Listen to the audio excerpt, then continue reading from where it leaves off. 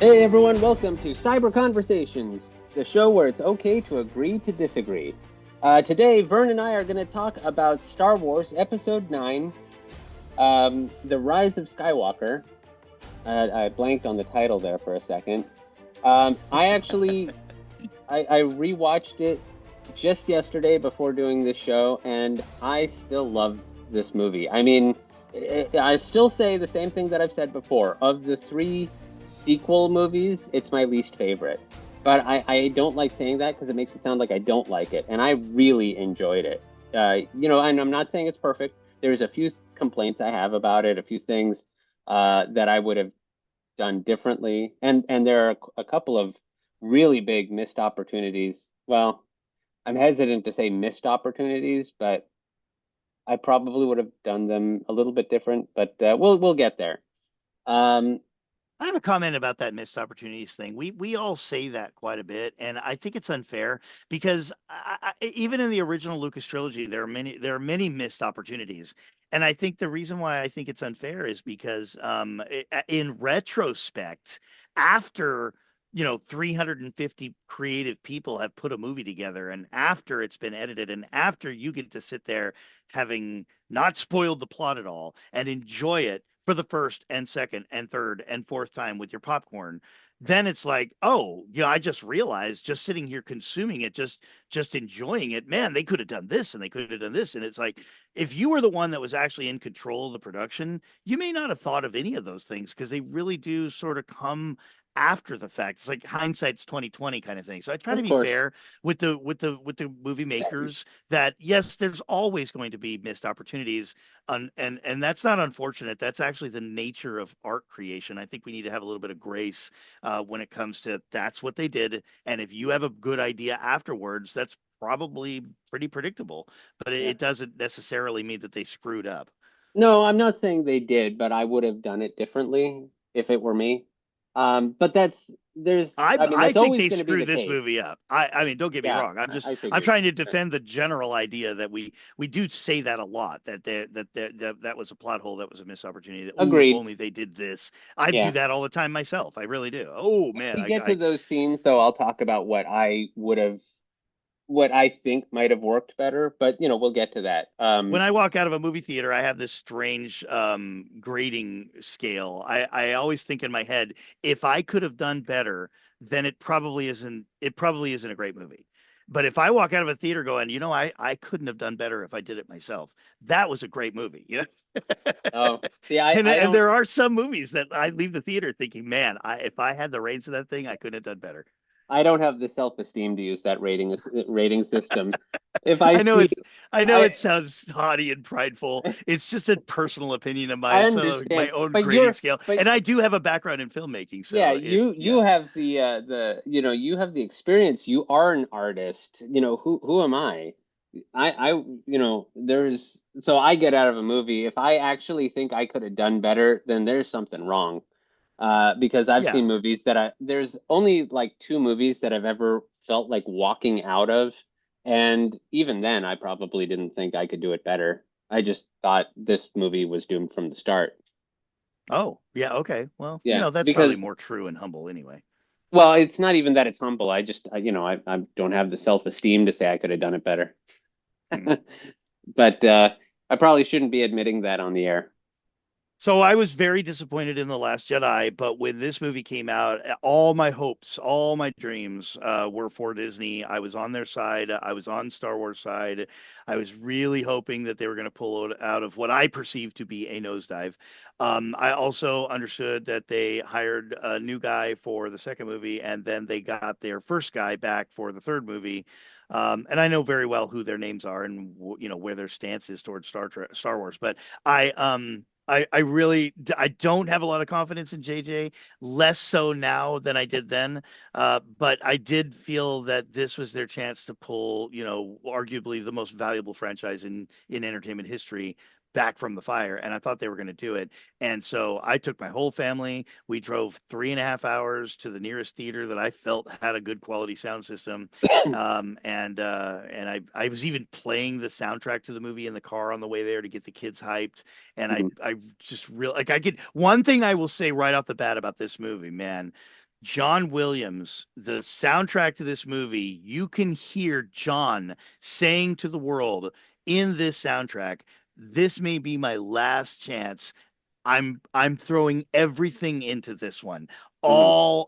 All that I meant to represent in all nine movies, my magnum opus, my life's work, I'm gonna culminate it. I'm gonna climax it right here. You take the Last Skywalker soundtrack and listen to it purely from a orchestral point of view, and you can hear John Williams saying, "Goodbye, human race. I did my best," and it is phenomenal. It is fantastic. I have absolutely nothing negative to say about the soundtrack. Yeah, I would have liked to talk about John Williams more over these past nine movies, but there was so much to talk about that we didn't really get a chance. We've dropped him. We've We've dropped him many mentioned times. him a couple Hasn't of been a times, major topic. No, but yeah, he's always been my favorite composer ever since I was a obviously. child, and He took and classical yeah. music and restored it to a place in the center of popular culture. He's not him alone, obviously, but he was really, leading the charge. And I think most people would agree is, on the top of the heap of four or five guys that have pretty much, made 90% of all the memorable soundtracks of our lifetime. So getting back to Star Wars, because don't want to lose the Oh yeah, audience. yeah, yeah. That's right. That spacey thing we're supposed to talk about.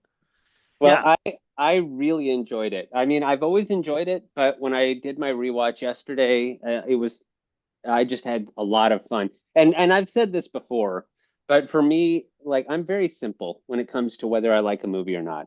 When the credits roll, if I come out thinking I had a good time, then that's all it takes for me to say, I like that movie. I yeah. just And want to that's enjoy innocent. myself. That's innocent. That's childlike. That's a good, healthy sense of wonder. That's a relatively, no offense. I don't mean any offense when I say this, but it's a Mhm. relatively low bar for entertainment that allows you to be able to enjoy a lot more than the average person. I'll commend you for that. It's kind of like being a not non-picky person. If you're the person that has the discerning palate, then it's really hard to please you, and you don't get to enjoy your food very often. If you're the kind of person that enjoys everything, you may not have as discerning a palate, but at least every single meal is a pleasure. Yeah, So I don't know if there's anything wrong with that. I think a lot of yeah. people would vilify you for that, unfortunately. Well, I don't know. I can't really speak to them. All I know is like I don't have time to worry about whether the lighting was dark enough or light enough in any particular scene. I don't have the technical know-how to say this shot was really well done. If I notice something, I'll like it. Like if there's a one shot that goes through a whole scene, I'll notice that and I'll enjoy it. But at the end of the day, when I say I like a movie, it's because at the end of the movie I was happy that I watched it. That's cool. Okay. And when I get out of a movie, if I actually say like, Ugh, I'm glad that's over, then I say I didn't like it. Oof. I can't remember the last time I saw a movie where I thought, "Oh, I'm glad it's over." I don't know. It doesn't happen often. The last time for I me, guess I should add that for me, going to the movie is so damn expensive that I usually do not like, for instance, we're going to see How to Train Your Dragon tomorrow. That's the kind of movie that would call us out if we happen to have the time and if we can get together as a family and if we have the money. And the last time I saw a movie in the theater was probably 6 months ago. yeah, So, I so don't go the, as often as I used to, but there's a very low chance that I'm going to go into a theater on a rare occasion for something super spectacular that I'm looking forward to, and then in the middle of the movie go, "Oh damn, I just wish I could leave. This sucks so bad." that rarely happens to me because I don't generally go to a movie that I don't think I'm going to like, and Yeah, so it's yeah. very rare. The last time it happened to me, I hope I'm not going to get in trouble for saying this, but Wonder Woman 1984. I You went in actually with wanted to high get out? hopes. I wanted to leave. I hated it. Wow, Like it wow. was absolutely probably one of the worst movies I've ever seen in my life. And I'll even say I liked it less than Batman and Robin. Holy smokes, that is Batman and Robin is a pretty that is terrible fighting words. movie. But yeah, Batman and Robin, like it takes talent to make a movie that bad. Like Yeah, you it was gotta, bad. like It I really think was. that was one of those insurance scams. Yeah, I trying think to I have a little bankrupt bit higher themselves. bar than you, but I actually enjoyed Wonder Woman 1984. I thought it was great. I I thought thought it the was first Wonder Woman was really good. well, I thought the first one was a classic. The It only thing just I, it hit that note that I think most of us DC fans have been waiting for, which was one yeah, of hope and positivity and like a pure and incorruptible sort of the only thing I didn't superhero. really care about with the first Woman movie was that it was basically Captain America. It was the same movie, and I like Captain America more. But But it was that's an yeah, but it was absolute still they're accurate both great movies. depiction of Wonder Woman's character, though. So Yeah, yeah. And I liked both of those. But going into Wonder Woman 1984, I thought I would get more of the same, and instead I got Wonder Woman 1984, yeah. which I Well, really, what I got in Wonder Woman 1984 is like exactly what I would expect from a Wonder Woman movie. I mean, I've seen more Wonder Woman in animation than anything else, and the animated Wonder Woman swings from the clouds and can grab lightning bolts and can, and flies around in an invisible freaking jet, no matter how unrealistic that is. And they didn't really like pull any punches. They were just like, this is Wonder Woman, let's do it. And I like that. It was hokey, but it felt like a comic book story, and that is exactly what Wonder Woman is. So for whatever reason, normally I probably would have been more critical, more judgmental about it, but I accepted it because it was accurate. I think that's probably where my heart really is when it comes to realizing characters that are known IPs. Like, well, get it accurate or don't do it at all. That's my what's attitude. ironic though is that like I can't say for sure, like maybe that is accurate to Wonder Woman, but I didn't feel that Superman at the time, Henry Cavill in the Snyder movies, I didn't think that was a proper depiction of Superman. I didn't I'm not either. saying it As much as wasn't. I love Henry, as much as Yeah, yeah. I This has love the nothing way to he do with pulled the it off, actor. Yeah, no. this has nothing to do with Henry Cavill. He didn't write it. I just, No, but I you're right. It was dark, it was gritty, it was inaccurate, and it was and he was had some moral problems. And I maybe that's why Wonder Woman was so refreshing. We are off that's subject. why I'm looking forward to the new Superman movie, and I'm getting vilified for it on Facebook because that's what the guys who enjoyed Henry Cavill's Yeah, movies that's do. how we do That's things nowadays, I guess. yeah. But I'm really looking forward to the new one because I feel like it's a return to what I think of as Superman. I know Yeah, that he's a little less powerful, but I understand that too because I think the biggest complaint leveled against Superman over the past 20 years is that he's so too powerful. powerful that, there's nothing that's difficult for him. Yeah, And if yeah. there's And nothing Christopher difficult Reeve for really him, started that, because yeah, the Alexander Salkind movies really established in a completely invulnerable Superman. yeah, I mean, people tend to forget in the original comics, um, the one from 1938, they said nothing less than a bursting shell could penetrate his skin, implying that a bursting shell could penetrate his skin. So he wasn't invulnerable. He was just, very difficult to hurt. I know that that had changed over the years, long before Christopher Reeve got the part, but that it was much more brought into the public eye at that point how powerful he was, and he was just this completely invulnerable being that nothing could touch. So where's the conflict? Well, But that is we a talked whole other conversation. yeah, but it actually is relevant to Star Wars because we talked about this in the Phantom Menace. Part of why I didn't like the battle droids because they were nothing to the Jedi, and George Lucas said it. He said he wanted them to be no threat at all. He wanted the Jedi to just cut through them like butter. And I was Yeah, like, oh yeah, to the yeah, Jedi. But when they're overwhelming you in numbers and they're attacking people that are not Jedi, then they're very threatening and they're very yeah. scary because they're heartless, But they're the cold, they're movies, relentless. yeah, but in the Phantom Menace, all we really saw them against were, for the most part, were the Jedi. And Well, I we're just felt resurrecting like, an old conversation, but clearly yeah, that yeah, is but not that true, was, Josh, because we well, saw them conquer Theed. We saw them conquer the people of Naboo utterly. And so we did see them fight things other than Jedi, and we did well, see them win, and we did see them very threatening. We did see them kill people and threaten their lives. And that was something that was basically the whole thread of the Phantom Menace. yeah, yeah, and you're right. I don't really want to pick this up because we've already had this discussion, Hmm. but I always felt like that it took away from the story the fact that there really was I felt like there wasn't enough conflict when Yeah, they said that. thus the introduction of Darth Maul, which is arguably the most at least immediately menacing, lightsaber wielder that we Star Trek fans had ever seen at that point. He was Yeah. very threatening, and the Anyway, fact the fact that we were used to seeing some big lumbering cyborg, and now this guy is like floating around and doing cartwheels and stuff. It was very intimidating. yeah. Anyway, we should get back to the movie. I'm sorry. I didn't Yeah, mean to. Phantom uh, Menace was better than Rise of Skywalker. No, I don't think so. Well, I I I know knew you we've would have talked an about this. immediate reaction to that Yeah. statement.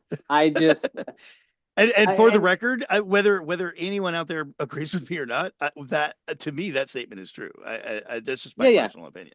yeah. And I am also speaking the truth, which is, and I know I'm going against the majority here, but I like all three of the sequel movies more than any of the prequels.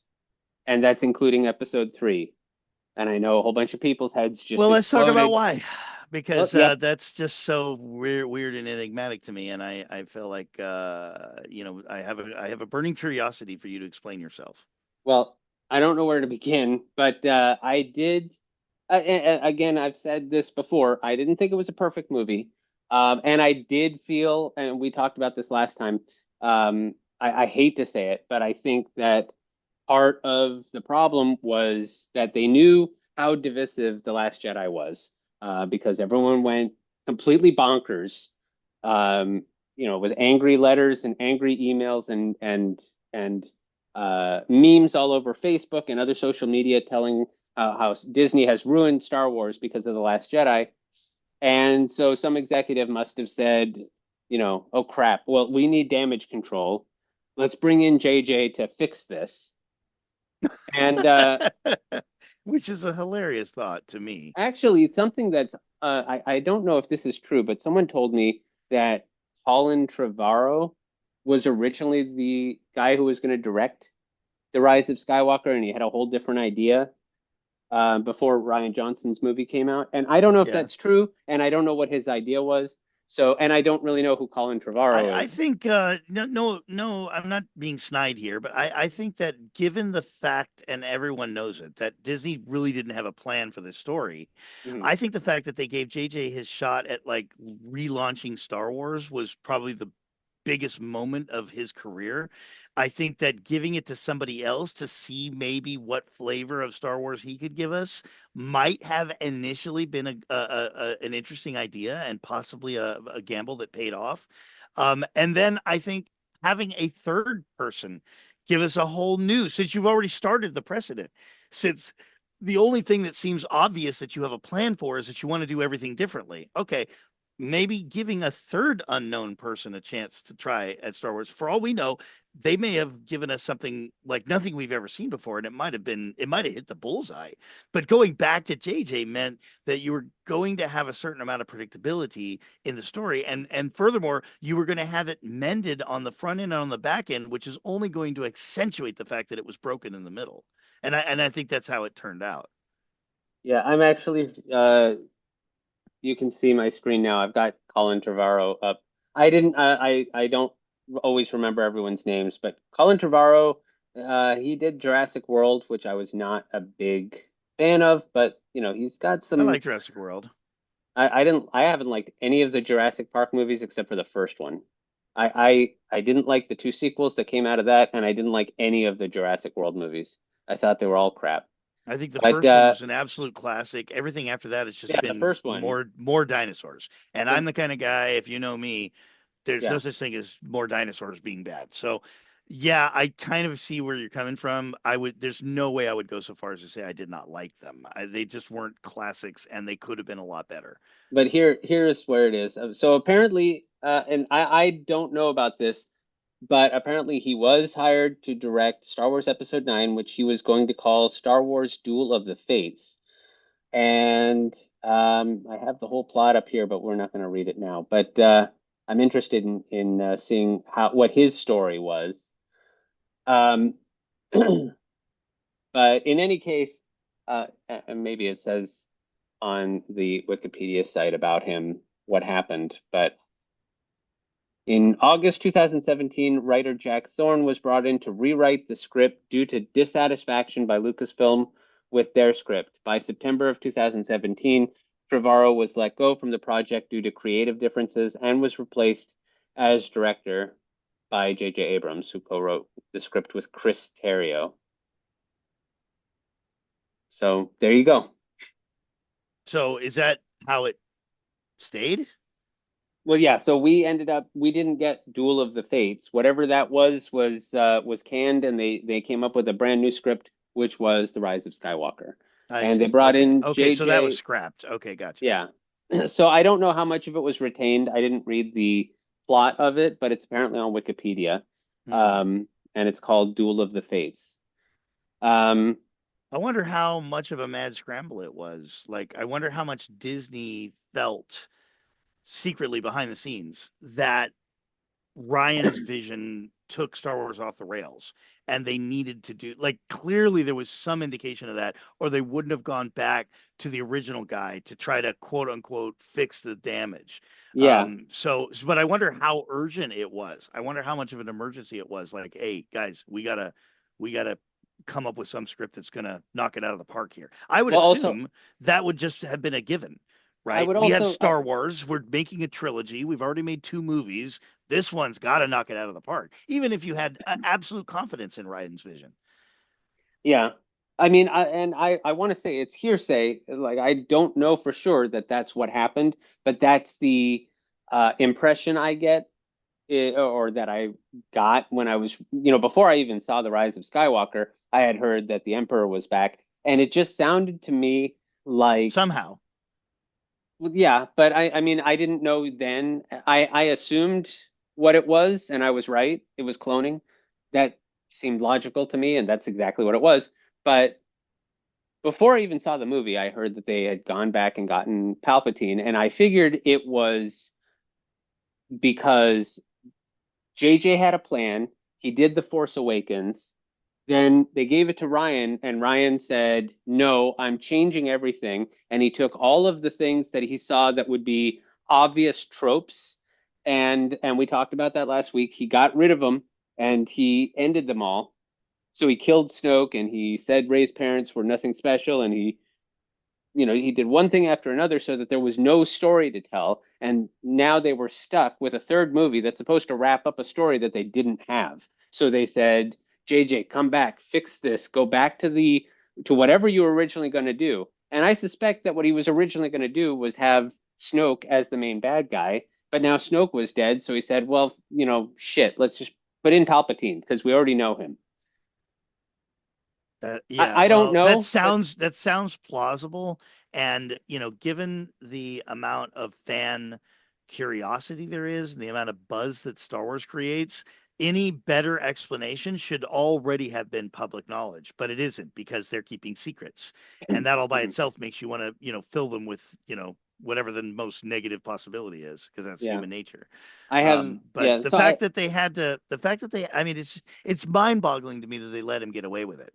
And yeah. we already talked about Last Jedi, and we know that you love it, so like it does appeal to some of the fans. But it's mind-boggling to me that they let Ryan get away with breaking everything they did, almost as if like all the executives at Disney just went golfing and they just forgot that Star Wars was being made until the day that it came out in the theater, and then they sat down and they're like, hey, that's not what we ordered. It's impossible for me. You could put all the blame you want on Ryan Johnson, but it's impossible for me to imagine that the biggest media company in the world, with the most successful, expensive franchise in entertainment history, turn their back and let this guy who's never touched Star Wars before do whatever he wanted to do. And then they didn't find out about it until it was too late. There's something very not pro about all of that. There's something very, we don't have all the information. That's not how things work in Hollywood about that. Yeah. I don't know what happened, but that's my thinking. Hmm. And I have said this before. Like, I have said many times that I love the sequel series, but I also think that Disney did make a mistake in not having a plan written down for the entire trilogy, not just one movie, but all three. Yeah. They Well, should have there's known. nobody that's ever been involved in filmmaking in the history of filmmaking that would not agree with you because that's Yeah, just silly. It's just silly to take any fresh idea that is an experiment and not have a plan, much yeah, less the biggest media company in the world producing, a new trilogy for the most expensive, most popular IP ever invented. There's just something about that doesn't make any sense at all. It betrays a level of professional irresponsibility in filmmaking that is beyond comprehension. yeah. And I When hate to say and that. the risk, my God, the gamble when you've got $4 billion lying on it, that's a huge gamble to take. You're just going to roll the dice, hope that works out. That just does Yeah. not seem like good business. Yeah, and I really like, as much as I enjoy these movies, I do wish that I could go to a different alternate universe where they There was a did make plan. a plan. Because I want to Yeah, know, because I do have a lot of faith that Disney would have made us an absolutely fantastic trilogy if they had had a plan. yeah. And Well, yeah, I agree. I totally I'm agree. I'm still hoping that if they do announce another trilogy, which they've kind of gone back and forth, and sometimes we hear that there will be one, and then they say no, it's not going to happen. If they do decide to make another trilogy, I'm going to be on the edge of my seat, especially if they say we have a plan, which is exactly what I would do if I was Bob Iger. I would be like, we're making a trilogy. It's going to be Star Wars, and it's going to be three movies, and we already have a plan. It's all written down, and we are following this plan. We are Well, not we're getting hiring off Ryan topic Johnson. again, but Yeah, there is a ramping up of rumors about the new Ray movie, which could be a Ray trilogy. actually, the Ray movie, last I heard a couple days ago, that one is being put on hold, just Yeah, temporarily, they yeah, said, I'm not surprised. Which because, is why we can't believe anything that Disney announces anymore. The biggest, most successful media company in human history that has swallowed up 70% of all the IPs we love cannot be trusted anymore because they announce things all the time with no intention of following through on what they announce. well, I And do so, believe and it that. seems to happen over and over and over again to the point where you got to feel stupid for taking them at their word. Well, I don't know. Like they said, it was a temporary hold, and that happens all the time. And I also imagine the other thing they said is true is that it's because they want to focus on this Dawn of the Jedi movie, which is supposed to take place 25,000 years before the events of the Skywalker saga, and it's, the creation of the Jedi Order. Well, that also I will believe when I start seeing production shots leaking from the set. Yeah, But yeah, until of then, course. I don't believe any of it anymore. It's like an indie company, boasting about something that they'd like to do and then creating like a fake trailer.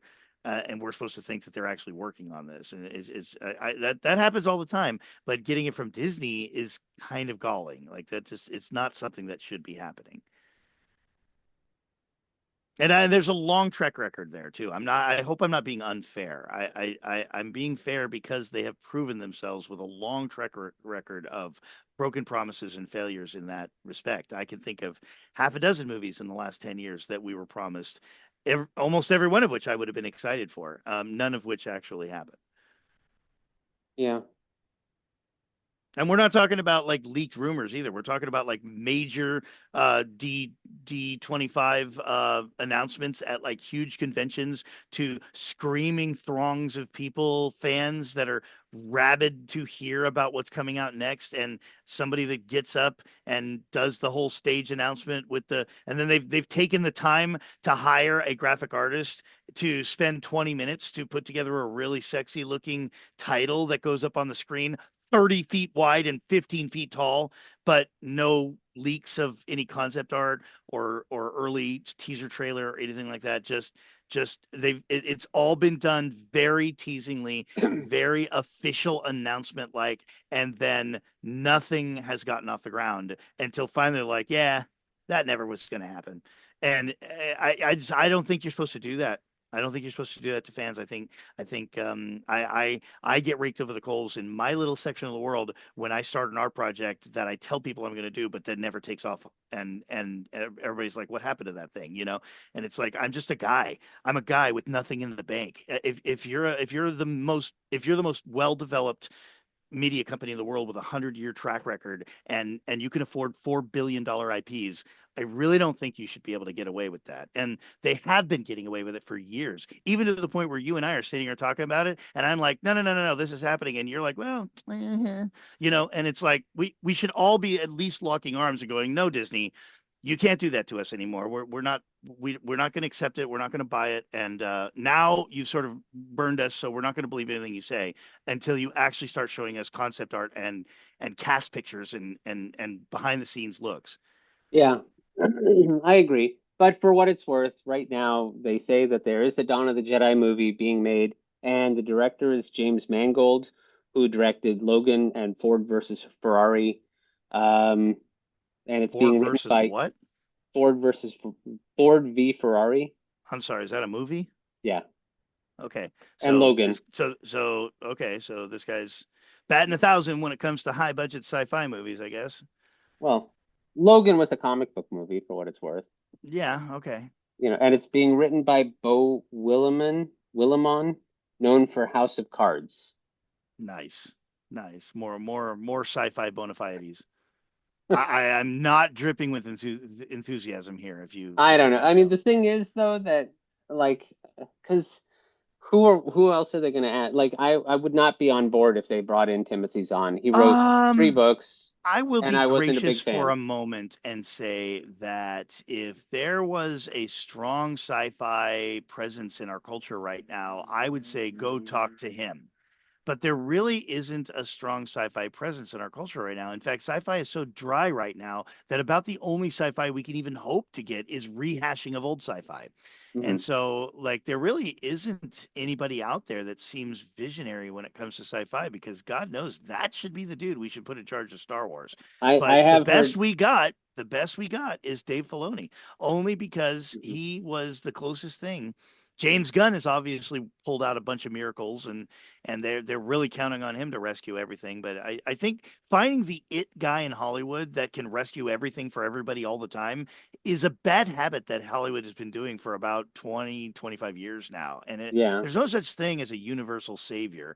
I think that Dave Filoni is only the best man for Star Wars, and lots of people have Well, different he opinions because about he's what he's kind of a done. protege of George Lucas. Exactly. We go Yeah. back to this goes back to my main theme, which is if you love what the IP is, then do it right. Keep it accurate. Respect the original creator. That doesn't mean you can't improve on it. Doesn't mean you can't change the stylization a little bit, but your characters need to be absolutely recognizable and you need to stay on the thread that made it great in the first place because if it wasn't great, you wouldn't be remaking it. So if it's Mm. so damn great, then keep it the way it is. Don't make a Scooby Doo movie that has a giant panda instead of a brown dog and then name him Scooby. Because you'll get all the Scooby Doo fans to show up, but they'll all will stomp out pissed because that's not Scooby Doo. And if you Yeah. thought that it should be a gang with a panda, go write your own story because that's not the Scooby Doo gang. The Scooby Doo gang has a big brown dog. But on the So, other hand, but you know and that in this case, Lucas is the original author, and he passed the torch to Filoni. So, whatever your opinion about Filoni, that may just be the best we got because he's got that vibe of what makes Star Wars Star Wars. And I yeah, don't know if you're of the mind that Star Wars used to be that Star Wars, but now it needs to be this new Star Wars, then I'm going to argue with you that you are not a Star Wars fan. You're asking for something else. And maybe yeah, instead of asking for something else with the Star Wars label on it, you should just be asking for something new, which is yeah. there's nothing wrong with that. Right. No, I mean, I agree that Dave Filoni would be a good, man for the job. But I mean, I don't trust Hollywood. And it's not Disney. Unfortunately, I'm talking about Hollywood itself in general, because yeah, in because general. Hollywood has never been very good at it. Look what they do with anytime they rehash old projects. The Brady Bunch always comes to mind. Not that I'm a big fan, but it was a normal sitcom about a normal family, and the situation that they were making a comedy out of was at the time unusual. A married, I mean, a couple remarry, and they each have three kids, and they bring them together, and this is how they work as a family. That was the situation. That was all. And then Hollywood said, let's make a movie of it. And we're going to make them still stuck in the 70s, even though it's in the 90s now. Ooh, this is a whole new concept. That's not the Brady Bunch. That's like something else. Dragnet. They made a movie with Dan Aykroyd and they made it a comedy. but it was based on Dragnet, a serious cop show from the 50s or 60s. I love Starsky that and Hutch. movie, but it Yeah, absolutely was not I accurate to the series, and I didn't care because I exactly. never watched the series. And therein I can actually play devil's advocate and go, okay, I'm a big Transformers fan. I understand why a lot of people that were born after the year 2000 feel that Michael Bay's vision of the Transformers is all there is. But that's because they're not old enough to remember that there was a Transformers before that, and he absolutely turned it upside down. And he did not respect the source material at all. Most of his characters, almost all of his characters in the Transformers movies, are unrecognizable for who they were supposed to be originally. And so, if you're old enough to remember that, if you're old enough to remember the original Dragnet show, you might look at the Dan Aykroyd comedy and go, "This is a farce." But I Yeah. watched the Dan Aykroyd comedy having never seen a Dragnet show, and I just thought it was hilarious. And I kind of Yeah, put no, it in the police, I what is it called? The police squad movies, you know? yeah.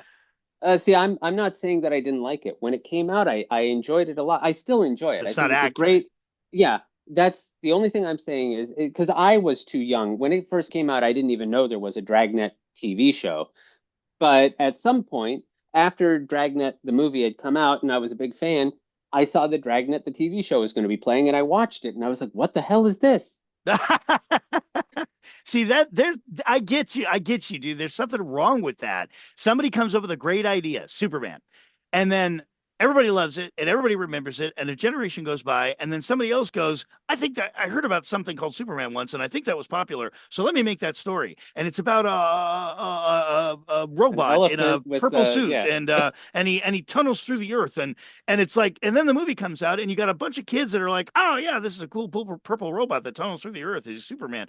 And then you got everybody else that's older than five going, what the hell did you do to this yeah, idea? And then if you're really unlucky, the original creator is sitting in the audience and he's like, what in the hell did you do with my creation? yeah. And I think that there's a And how lack many of times has that respect there happened? that we see all too often. And as an artist and a filmmaker myself, I feel like that's really where I get hit in the eyes. Is like, if you're going to reproduce something that someone else made, do it with respect. That Yeah. doesn't mean you can't improve on it, but you must respect the source material. Because if you do that, not only are you respecting the shoulders upon which you are standing, but you're also respecting the audience and the fans, and they're the ones that are going to determine whether you've got a blockbuster in your hands or a flop. But that's what Hollywood has been doing for years. They take a I am serious on. show and I am they not. turn it into a comedy.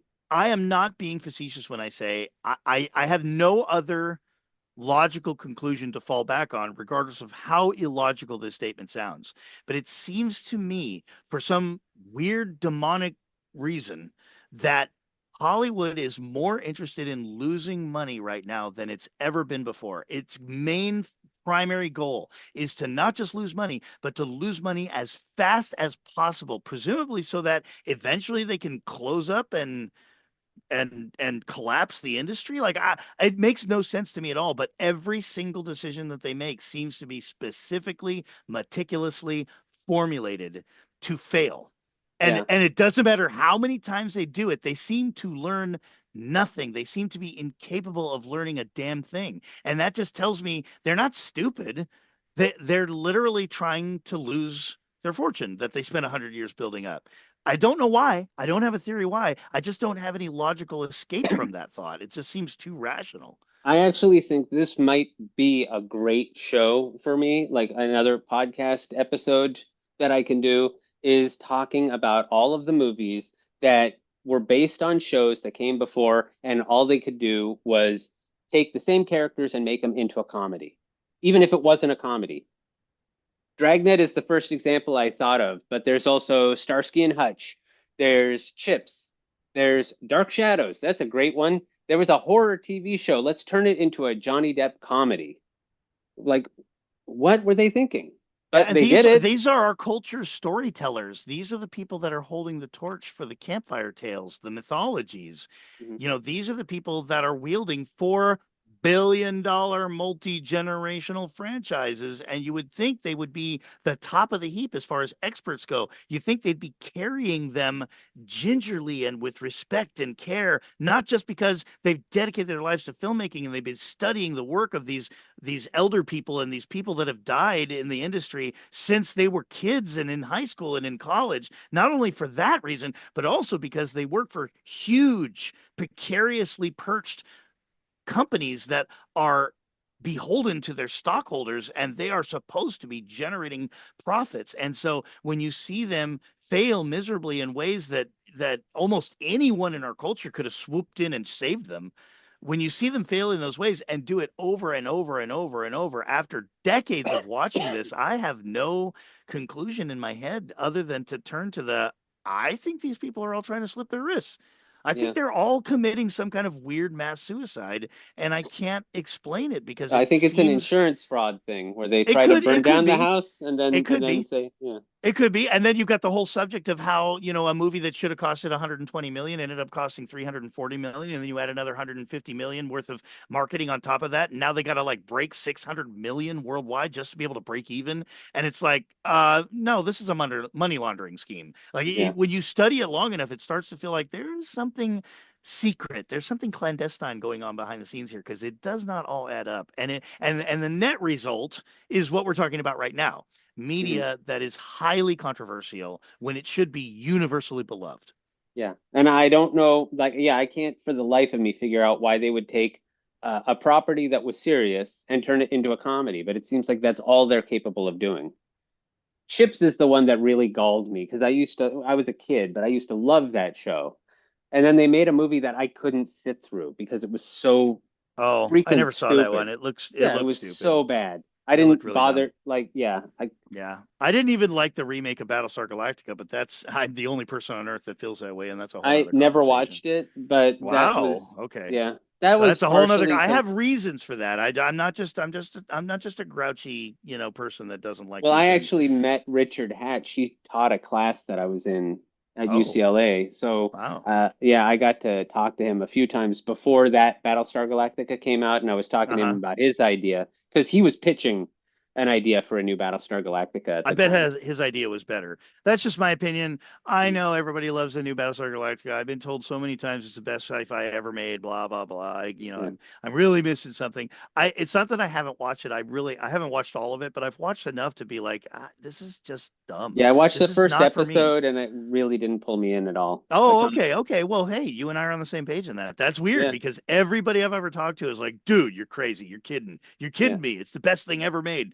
I don't agree. I think it was a disrespectful remake that didn't really capture what the original was all about. Yeah. And I'm not saying everything. Look, I grew up with Battlestar Galactica in 1977, and you can't change it because it should be just like we remember. That's not what I'm saying at all.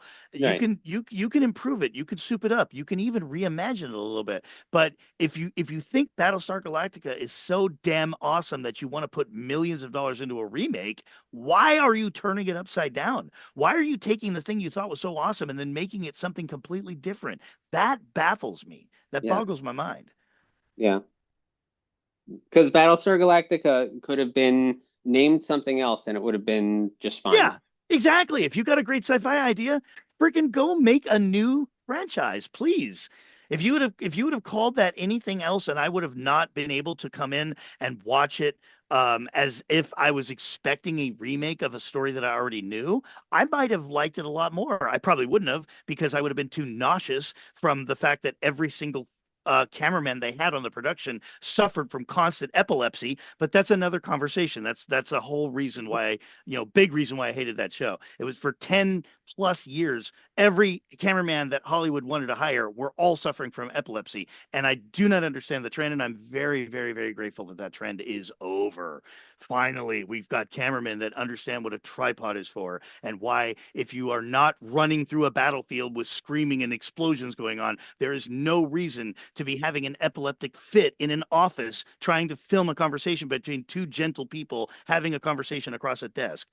But anyway, I would probably appreciate a lot of these remakes a lot more if they would just come up with their own characters and give it their own name. But you know why they don't? It's really obvious why they don't. They don't because they already know that there's an audience for this thing. So if they take Ninja Turtles and they make it into something completely alien and foreign, but they slap Ninja Turtles across it, there's a whole bunch of people that are going to come and see it because they think it's going to be a Ninja Turtle movie.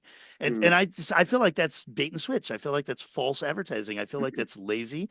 I feel like you are actually dressing your own lame ideas into somebody else's genius, and you're taking advantage of that. And worse, you're now putting a cap on that franchise. Because if you hadn't made that shitty remake, we would still be able to anticipate a good remake someday. But now you made a shitty remake, and the morons that are in charge of Hollywood are looking at it going, well, that didn't make good numbers. So we're obviously people aren't interested in that. We're not going to make any more of those. And there goes your chance of a good remake. Mm. And it happens so often, man, that you could hear the passion in my voice. It's over and over and over and over again ad Yeah. nauseum. Well, Anyway, I don't know if yeah. that is actually it does seem to flow into this conversation about Star Wars, but I don't know. Like this isn't a remake, obviously, but it is sort of like doing our own thing our own way on our own timeline and then slapping a Star Wars label on it because there's no way all those morons are not going to stampede to the theater as long as this is Star Wars on the marquee. And so I guess in a sense it sort of follows that that's where that's where we've come in the conversation. Yeah. And I didn't mean to take us on such a long rabbit trail, but I guess this movie kind of, I hate to say deserves it because that makes it sound like I don't like it, and I still love this movie.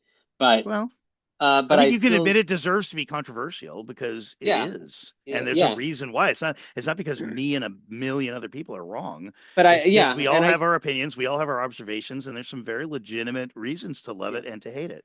And as I said, like even though I love the movie, I still can't help but wonder what it was supposed to be if Disney had had a plan. And it Yeah. seems very obvious, like glaringly obvious every time I watch it, that this was not the original plan. But I'm still happy with what we got because this is what we got. I wonder, since we never got a backstory on Snoke, why JJ didn't think it was possible to simply have Snoke return in the next movie and go, haha, now we can explain the backstory of what made Snoke. Imagine like a Return of the King type of opening to Rise of Skywalker, where it starts in an Imperial laboratory and we have no idea what's going on, but slowly it's revealed as this, white dead sort of pupated body slides out of this ooze onto a cold laboratory table and they start working on him and then they electrify him and he comes to life like Frankenstein and then you realize holy crap, Snoke is the main bad guy. We saw him die, but it's not like the old days where we could just watch somebody die and he's dead. They're mass producing this dude. There's no way to kill him. And Yeah. then you don't have to bring Palpatine back, quote unquote, somehow. You've still got your bad guy. But so we cloned Palpatine. Why didn't we clone Snoke? Why is it that, well, I Oh, guess Snoke's dead. Snoke was either I don't know if he was supposed to be a failed clone of Palpatine Yeah, or if he was a creation, but at the he beginning of was a this clone, movie, but right? at this movie we do see a vat of dead Yes. mutilated I Snoke. was just thinking of that. Yeah. Yes, exactly. So And I so would and so we why did we get Palpatine back? Because he was cloned. Well, yeah, doesn't that mean that we could have got Snoke back? It seems like he could have repaired that broken thread better yeah. if he would have brought Snoke back. And we've already had two movies to get used to this dude. Mhm. Rather than saying, well, let's just make it Palpatine and then, well, why, JJ? I I'm don't know. thinking Just say because just he's say familiar. somehow. Just say I'm somehow. Yeah, I'm guessing that JJ was thinking we got to, give them something that they're familiar with. He was the bad guy for 6 movies. Let's just use Okay. him again. That, in my opinion, is the state of mind and the words of someone who never really gave a crap about Star Wars and wasn't somebody who should have been in charge of it. Because it's like, I don't know, whatever they want, just give that, there's no vision to that. There's no, this is what Star Wars is supposed to be. This is where we're going. There's no I agree. leadership to that. I agree. Like I know that sounds a little what's the word? Hypocritical because it sounds like I don't like it.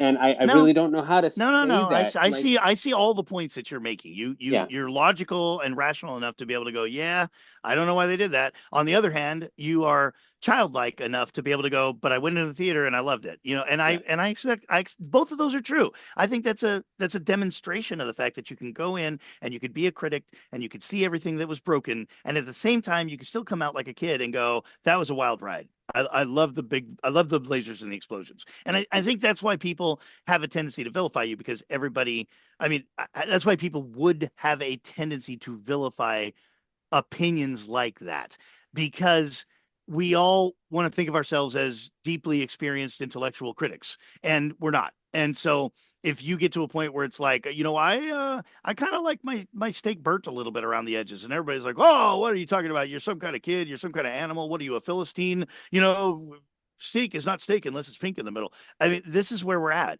and Mhm. it's like, if everybody thinks of themselves as a film critic, then when you come along and just go, "Look, I had popcorn and I saw lasers and robots and it was awesome," then people will, instead of being like, well, man, I wish I could have enjoyed it like that, their general attitude is like, you are so lowbrow. You are a knuckle dragging evolutionary throwback that is just pleased by everything because you're a big child. And we turn to that negativity and to that insult. And it's really a shame that we think that being childlike is something bad when It's every actually single one kind of of us. it's actually kind of funny you said that because it just reminded me again, not to change the topic, but I said on Facebook a couple days ago I was really excited because I got tickets to see Superman 3 days early because of Amazon Prime had like a deal, and I put it out there on Facebook. I'm seeing it 3 days early, Uh-oh. and Uh-oh. someone came back and said, "Oh, your mommy gave you your allowance early." Well, exactly. And I It's had to say, actually, it was for your whatever mom, and she reason. was I mean, I paying me. good for you. I think that we have somehow come to a point where we vilify everything that reminds us of our childhood, and that is a stinky, dirty state of affairs that I think has lost a sense of innocence and wonder. And it's also, I'm just going to go out on a limb and say it's made us nearly unentertainable. And so, and I hate to join the ranks of people that are unentertainable. I'm very entertainable. I don't, my bar is not that high. I know when I see good cinema, but my favorite movie of all time is Pacific Rim. I'm not going to stand here and tell you that's good cinema. I'm not going to compare that to any of the greats.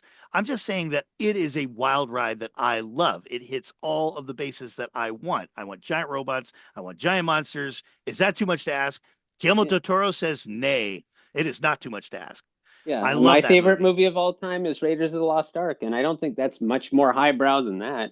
I It's think also most people would agree with you that that is among one of the greatest pieces of cinema ever put to film. So, yeah, but I you think probably that the have more Oscars justification than I do. maybe, but I know that the Oscars are like, Oh yeah. Raiders. Well, the That's Oscars beneath are, us. yeah. Oh yeah, yeah. Well, and so has that sense of like highbrow aristocracy infected the average person out there, especially like the average 17-year-old, 20-year-old college kid, the average mom with two kids, the average 25-year-old person and keyboard warriors. Like, seriously, is that really what we've allowed to happen? Because that's a stinky, dirty mess. Once upon a time, critics were considered to be like the nose in the air hoity-toities that didn't reflect the will of the people, and now it seems like the vast majority of us have all become critics, and we slide our nose down onto the edge of our nose, and then we look down on all the paupers out there that can actually go into a playground and have a good freaking time instead of sitting on the bench watching everybody like mom.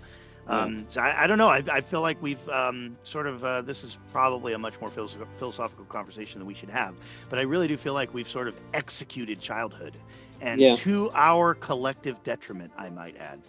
Hey, that's all the time we have for today. I hope that you've enjoyed the show, and we will continue next week. In the meantime, if you haven't already done so, please hit like and subscribe. And as always, make tomorrow better than yesterday.